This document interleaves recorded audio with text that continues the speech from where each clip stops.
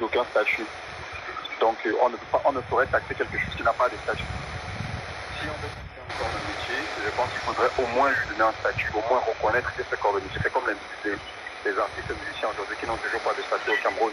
On peut pas dire qu'on taxe un corps de métier alors que lui-même, il n'a pas de statut. Donc on ne le reconnaît pas, on ne l'a pas encadré dans le fond et on veut simplement le taxer. Et je pense qu'aujourd'hui... Vous menez tout de même des activités rémunératrices de revenus.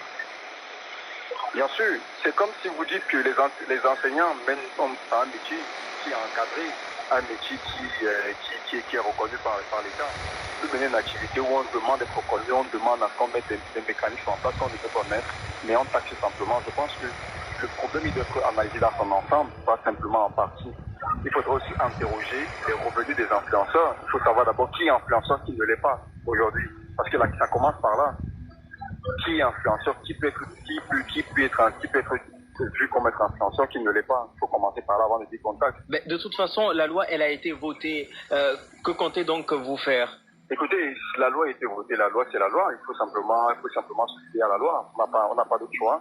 Nous, on va continuer d'essayer de faire entendre notre voix de plusieurs autres façons possibles et de demander à ce qu'aujourd'hui, par exemple, l'État s'accorde un statut et travailler avec l'État pour mieux encadrer notre corps de métier. Gabi Jason, merci d'avoir répondu aux questions de BBC Afrique. Merci aussi à vous.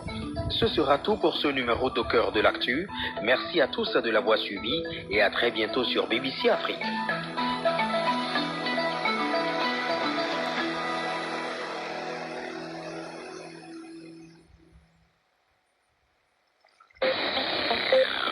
À vous l'antenne.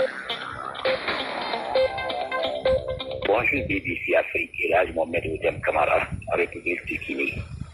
On a vu la sensation du Cap-Vert contre le Ghana et de la Guinée équatoriale contre le Nigeria et la Mozambique contre l'Égypte. Bon, les pays qui sont sous papier comme favoris n'ont pas pu tenir tête, peut-être sauf la Côte d'Ivoire